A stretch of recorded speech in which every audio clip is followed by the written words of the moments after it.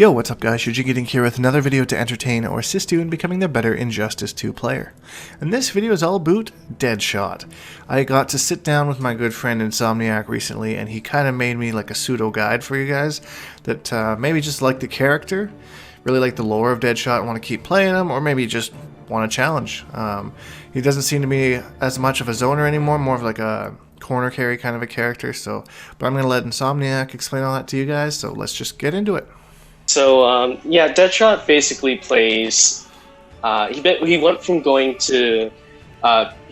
a zoner and turned into essentially a counter zoning and rushdown character, which is actually rather interesting. So instead of running away, basically you're just going to be pushing your opponents to wherever you shine, and the two big places that happens are either the corner, or, as you know, with his crazy corner combos, or background bounce, because you can actually get a lot of loops, which I'll go over later.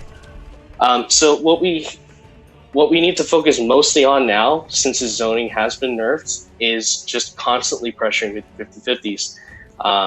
And so the entire match, you're basically just pushing for wherever your kill zone is, as I like to call it, just wherever this looping pressure will come from. So everything that you do, you always want to just push for the corner constantly. And then when they're in the corner, that's when you do your mix, your standard mix, etc., etc.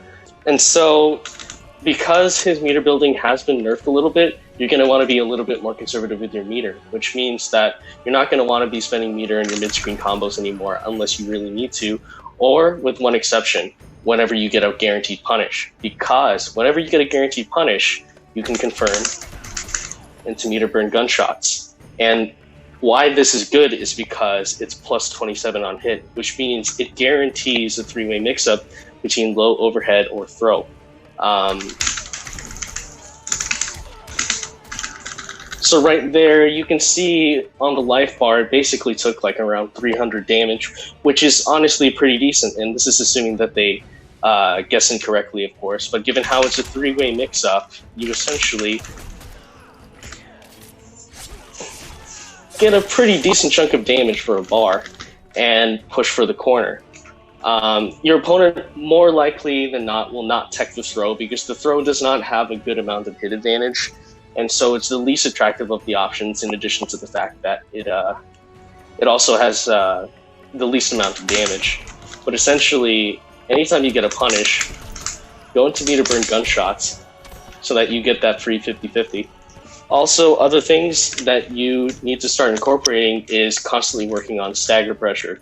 And so that means you need to find ways to guarantee things. So instead of just going for your standard back 1, 2 nonsense, you need to start incorporating other strings in the mix as well. So for example, you have highs, but those are not really guaranteed.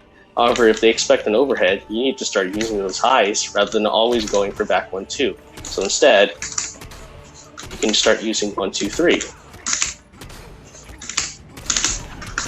And then at any time, you can cancel into meter burn me. So even though stuff like 2-1 is minus 10, and this is also unsafe, you can typically catch your opponent and hit them with a knee, which you can always keep safe by spinning the bar. So essentially, even though stuff like this doesn't combo, it is useful because you're trying to catch your opponent counter poking. So the name of the game is to get them to be scared about pressing buttons. So establishing pressure using staggers is going to be very, very important. And of course, mixing in throws whenever you can. So by constantly mixing them in with stagger pressure, 50-50s, and pushing them into your kill zone, that's essentially how you win the match. Put them in a place where you can just mix them and then do your thing. And so there are some other handy tips that are helpful. Because Deadshot has a back 1, which hits low, and a forward 2, which hits overhead, you'll generally see people blocking low whenever they see you walking backwards, and blocking high whenever they see you walking forwards, which means you can actually fake them out. You can approach them and then pop the low, because they're going to be thinking that your overhead is coming. The same applies to if you're trying to do a shimmy. You can shimmy backwards, hit them with an overhead. That actually dramatically increases your chances of hitting it because they're looking to react, even though it's actually unreactable 50-50. So you need to establish mind games. Just because you're walking backwards does not mean you're going to be coming into the back one. It also means you can start using things like a raw back three, because this thing is actually pretty good in the neutral. It's very hard to whiff punish because when Deadshot recovers, he's pretty low to the ground. And you can get a pretty decent combo off of it as well. Other things that you want to use are your knockdowns with a lot of hit advantage. So back 2-3-3 is the standard. It allows you to get 2 dashes in and still continue pressure. And the other big one is actually back 1-2, down 3. It is one of his few hard knockdowns. You'll notice here the back 2-3-3 is actually not a hard knockdown. You can tech roll this.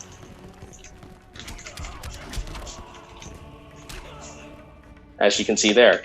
And so this is actually pretty handy. And what makes it especially handy is because of this loop that I've found out.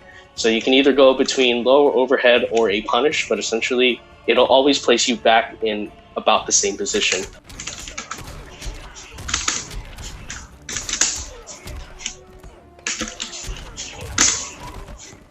Yeah, but you can loop it. Let me see if I can get a few loops in.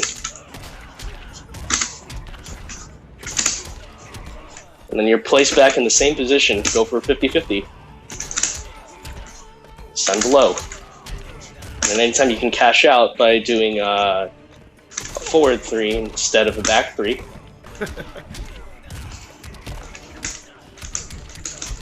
There we go, I landed it. And yeah, that's just to demonstrate the corner push. And so, yeah, just to emphasize the back 2-3-3, it's important to show sort of like any anti-air that you get.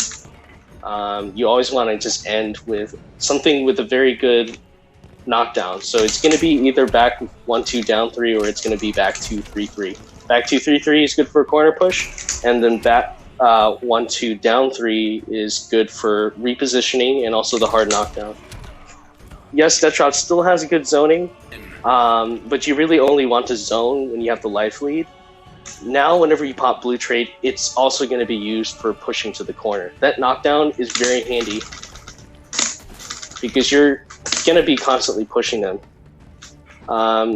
You're never going to want to be keeping away unless you really have a significant life lead, and so the important thing is just to constantly push.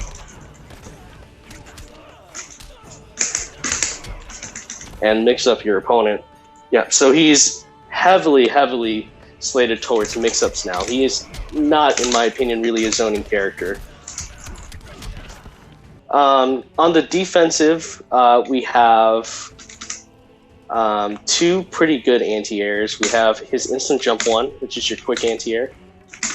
It's great because you can essentially meet your opponent up in the air rather than having a grounded one. His down 2 is actually not that great. It's 9 frame startup and doesn't have the greatest recovery. And so most of the time you'll find yourself doing down 2 mostly as a punish or as a challenge, because it'll give you the opportunity to either set up your hard knockdown or just push for the corner. Otherwise, your punishes are always going to want to end with meter burn gunshots or some form of restand that grants you advantage and allows you to continue your pressure. And so another trick that you can do when it comes to establishing pressure with your projectiles is whiffing standing 1. I'm sure you see Shujinkydink doing it in his videos with the fireballs.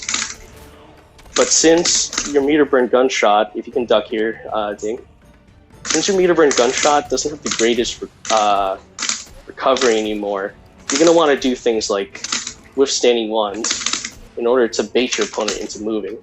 Other things you can do are delayed meter burn wrist shots in order to catch them off guard. Other things include when you wake up, you don't necessarily have to meter burn the...